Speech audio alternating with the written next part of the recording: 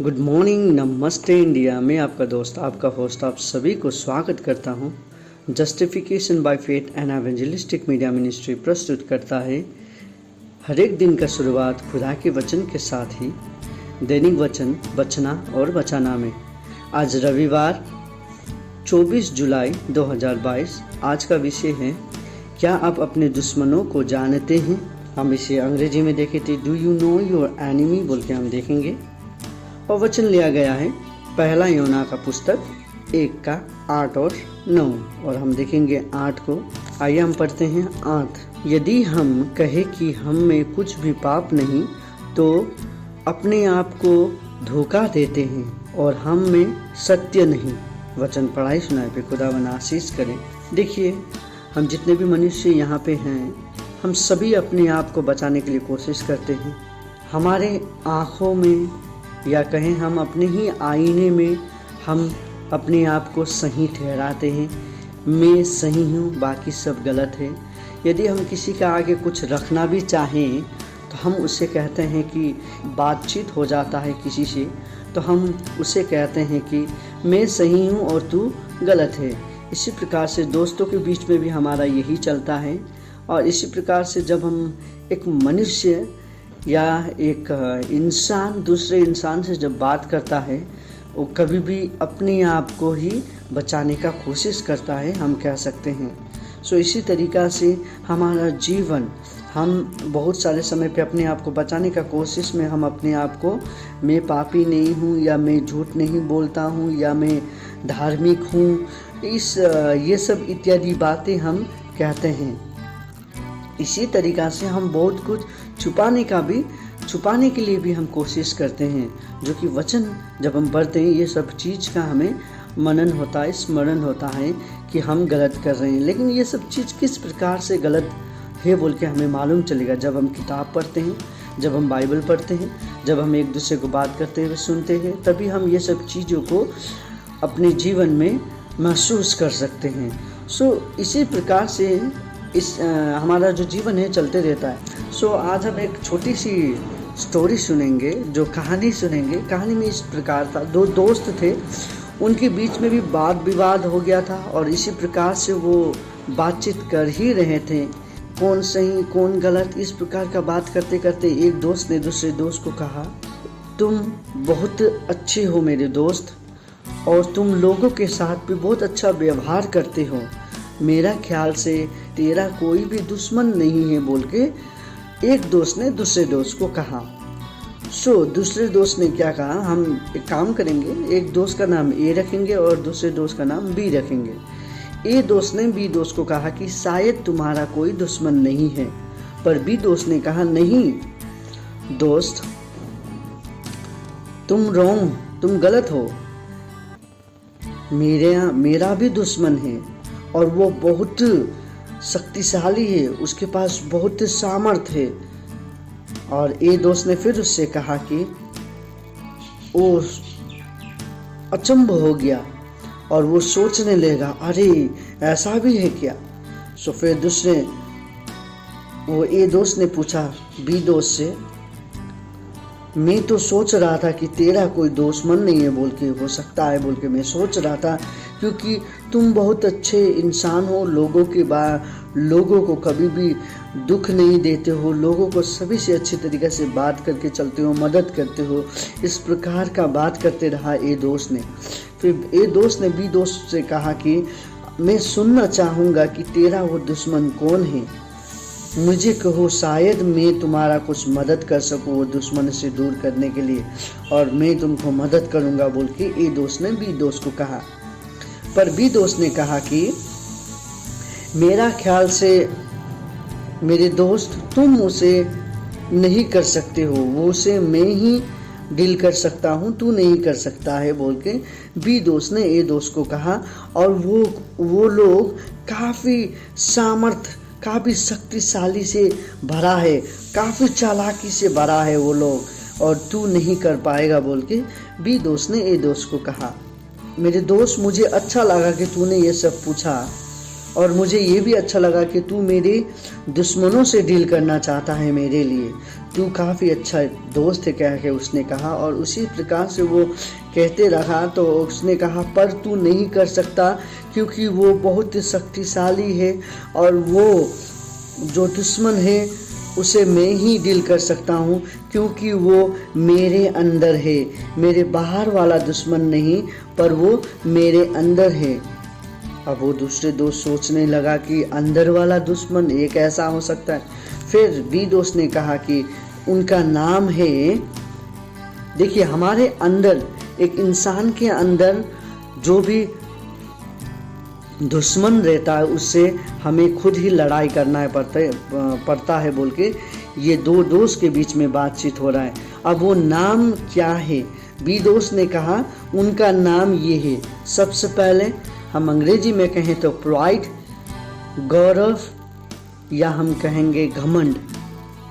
हमारा जो घमंड है हमारा सबसे बड़ा दुश्मन है कि हम ही हैं, हमारा जैसा कोई नहीं है।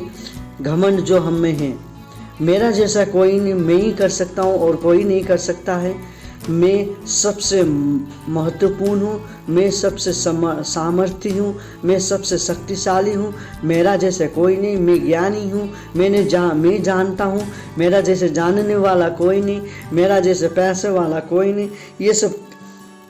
ये सब हमारे बीच में जो हमारा घमंड है वो काम करता है। सबसे पहला हमारा दुश्मन हमारे अंदर रहने वाला घमंड है। बी दोस्त ने फिर दूसरा नाम कहा उसने सेल्फिशनेस, हम इसे कहेंगे मतलबी, जो कि हमारे अंदर ही रहता है कि ये चीज़ मेरा है और किसी का नहीं है, मैं किसी को छोड़ने नहीं दूंगा, कोई भी इसे इस्तेमाल नहीं कर सकता है बोल के। मतलबी जो हमारा भावना होता है वो हमें चेंज करना बहुत ज़रूरी है, मतलबी भावना को चेंज करना। देखिए मतलबी हमें होना ज़रूरी नहीं है, मतलबी किस प्रकार से ये सब चीज़ मेरा है। मुझे याद है बचपन में हम जब 3 दोस्त हम खेलते थे, एक परिवार ऐसा था कि वो खेलने के लिए सामान जब निकालता था, यदि कोई दोस्त आता है तो वो लोग उसे अंदर पे रख लेता था वो सामान को। वो मतलबी तरीक़ा से वो 3 भाई थे, 3 भाई अपने आप में ही खेलते रहते थे, लेकिन 2 भाई खेलते रहते थे। एक अच्छा भाई था, मैं नाम नहीं लेना चाहूँगा, वो एक अच्छा भाई था जो कि अपने सामान को शेयर करके खेलता था, पर उनमें से 2 भाई ऐसा था कि जो कि अपना सामान को शेयर नहीं कर सकता था। उसे हम कहेंगे मतलबी, जो कि हम लोग आने से उसे छुपा देते हैं पर अपने आप में ही उसे खेलने लगते हैं या अपने आप में उसे यूज़ करते हैं। खुदावन उन लोगों को भी आशीष करे और वो जो हमारा मतलबी स्वभाव है उसे निकालना हमें ज़रूरी है।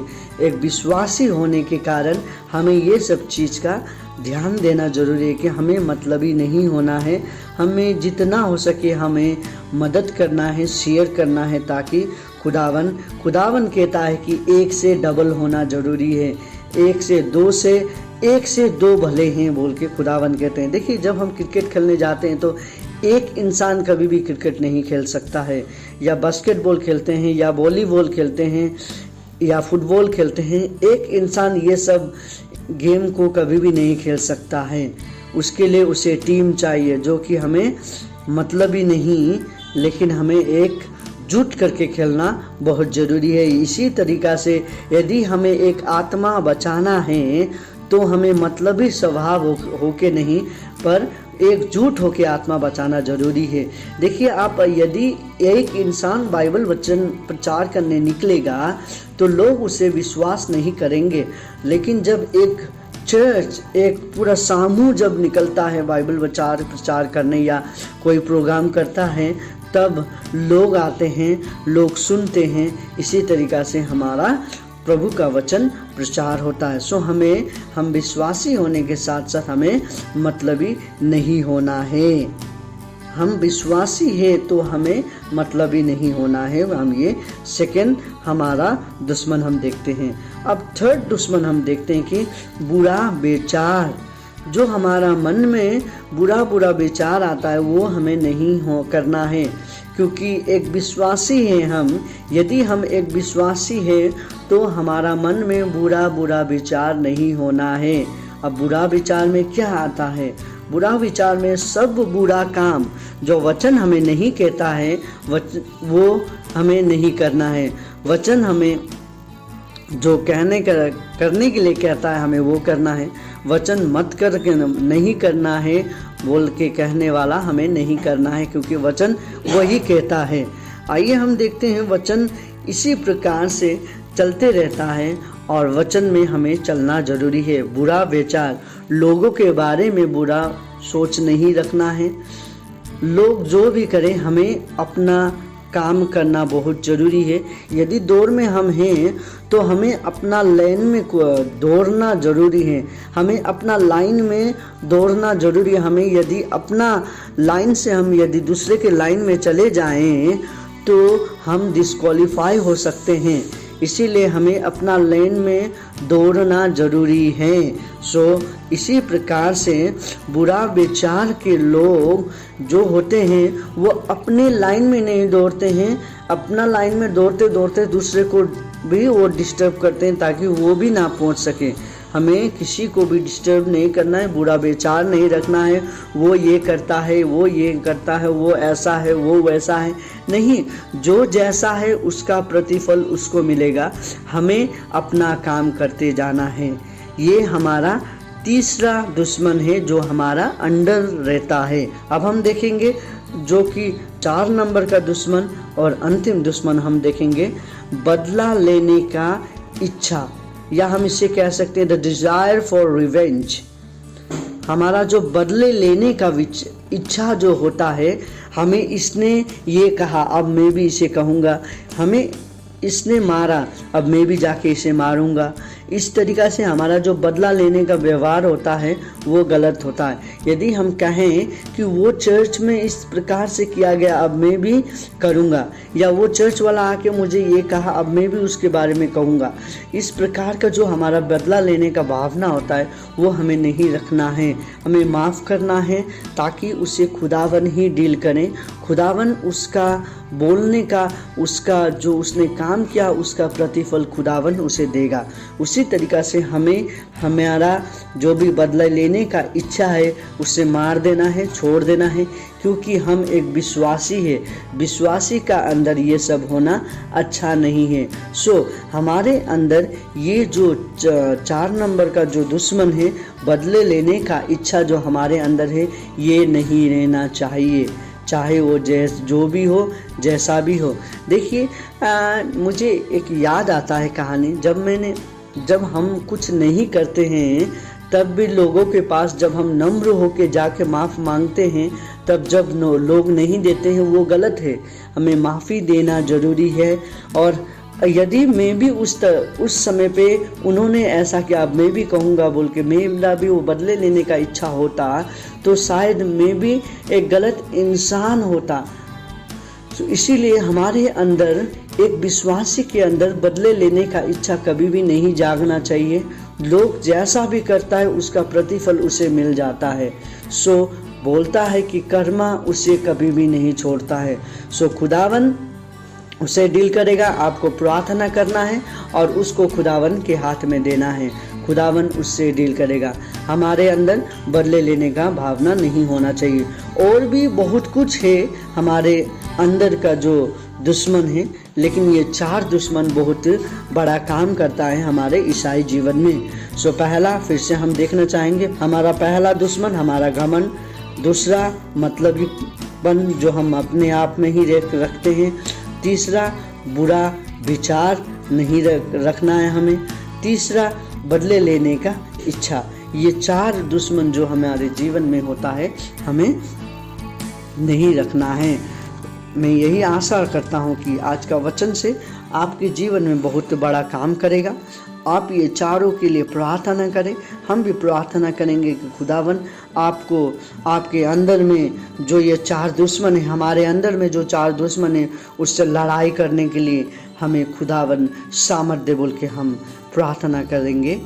और आप भी प्रार्थना करिए। खुदावन आपको और आपके परिवार को मदद करे, आपको और आपके परिवार को आशीष करे। आपका और आपका परिवार का दिन शुभ हो। धन्यवाद।